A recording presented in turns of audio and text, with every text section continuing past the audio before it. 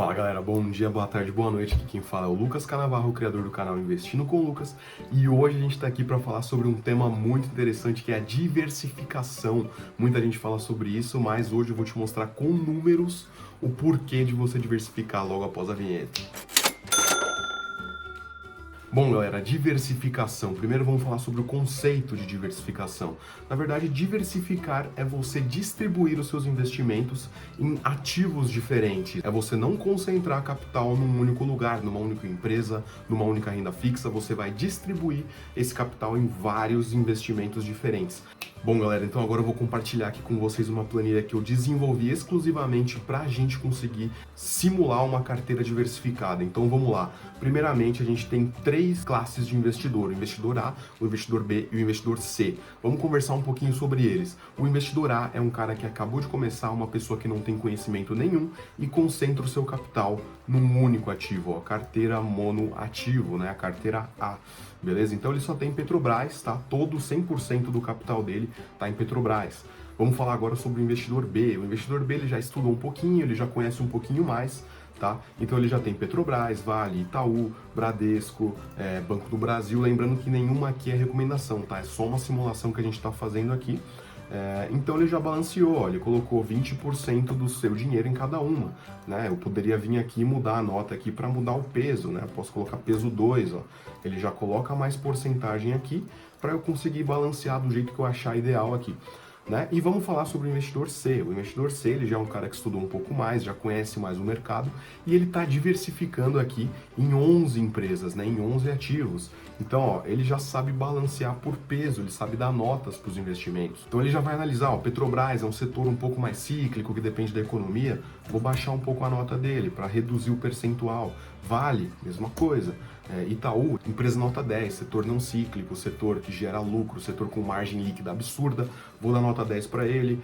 Banco Bradesco também, Banco do Brasil, vou dar uma nota 8. Então o investidor C, ele já sabe classificar cada investimento dele com um peso na carteira dele, e isso é diversificar. Vamos dar uma olhadinha aqui num cenário de crise, o que aconteceria com o investidor que não diversificou a carteira. Então, ó, o investidor A, B e C, todos eles começando com 10 mil reais, tá? Cada um tem 10 mil reais e eles começaram a investir desde os anos 2000, só uma simulação aqui.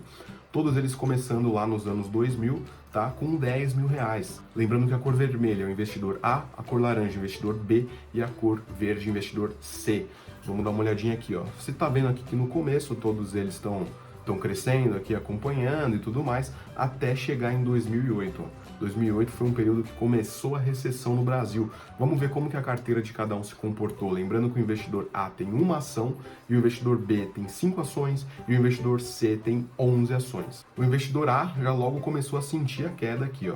Começou a sentir até 2012, tá? Enquanto a carteira do investidor B e C, que são mais diversificadas, não sentiram tanto esse início de crise. Porém, aqui em 2014, quando a crise ficou aguda mesmo, a gente consegue perceber a queda brusca, tá? No patrimônio do investidor A, que só tinha Petrobras na carteira, enquanto do investidor B e do investidor C foi muito menos sensível a essa crise, né? A gente vê aqui que pulou de 90 mil reais para 65 mil reais, tá? Isso aqui dá uma queda de 38% na carteira do investidor B e 22% na carteira do investidor C, que está muito mais diversificado do que o investidor B, beleza? Então, ó, através dessa sensibilidade aqui, a gente consegue ter noção de quanto impacto uma crise pode ter numa carteira diversificada e numa não diversificada. Olha o impacto na carteira do investidor A.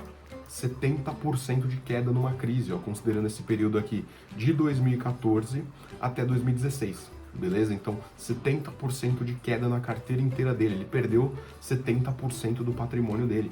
Enquanto o investidor B e C, que já são mais diversificados, perderam 38% e o investidor C perdeu 22%. Então você vê que quando você distribui seus investimentos em ativos diferentes, de setores diferentes, a gente minimiza muito o impacto de uma crise na nossa carteira. Enquanto a gente tem perdas de 70% no investidor A, a gente tem perdas de 22% no investidor C, numa crise pesada que foi de 2014 até 2016. Enquanto o investidor A está somente no setor de petróleo, que é uma empresa de setor cíclico que depende altamente da economia, o investidor C, ele está em petróleo, ele está em mineração, ele está em setor bancário, ele está em setor de energia, ele está em setor de celulose, 2 empresas daqui de celulose, setor de varejo, setor de siderurgia, comércio de roupas, calçados. Então você vê que quanto menos peso eu dou para empresas governamentais, no caso aqui Petrobras e Vale, vamos olhar a sensibilidade B aqui, ó, 36% de sensibilidade de queda numa crise. Se eu tirar Petro e Vale, cai pela metade a sensibilidade. Não que as empresas sejam ruins, mas normalmente empresas que têm um pezinho do governo ali, elas são muito mais impactadas por crise por conta de políticas econômicas e macroeconômicas, então é muito mais sensível a uma crise. Vamos simular a sensibilidade aqui da carteira C, se eu tirar Petro e Vale para ver a diferença. Ó, a gente está em 22, vamos tirar Petro, vamos colocar 0 de Petro e 0 de Vale. A gente foi de 22 para 15. Então aqui você consegue ter a noção de quanto que uma empresa governamental pode impactar a sua carteira na crise. Vamos tirar também Banco do Brasil, que o Banco do Brasil também tem o pezinho do governo. Ó. A gente conseguiu reduzir, tirando 3 empresas governamentais, de 22% de perda numa crise para 12% de sensibilidade numa crise. Então aqui só demonstrando um pouquinho do que as empresas governamentais são capazes de fazer na sua carteira. Não que elas sejam ruins, tá?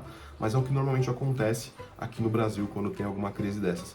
Você não pode ter apenas um ativo, nem 2 ativos na sua carteira. Você tem que ter mais do que isso e um número que você se sinta confortável de ter na sua carteira. Obviamente, você não vai ter 30 ativos que você não consiga ter controle sobre eles. Você tem que ter uma quantidade que você consiga controlar. Para mim, o que funciona são 15 empresas. 15 empresas eu consigo analisar tranquilamente e dar conta de todo o resto que eu tenho que fazer. Então se isso aqui te ajudou, já deixa o like, já compartilha, já se inscreve, já marca um amigo e até a próxima aí, galera. E bora ficar milionário!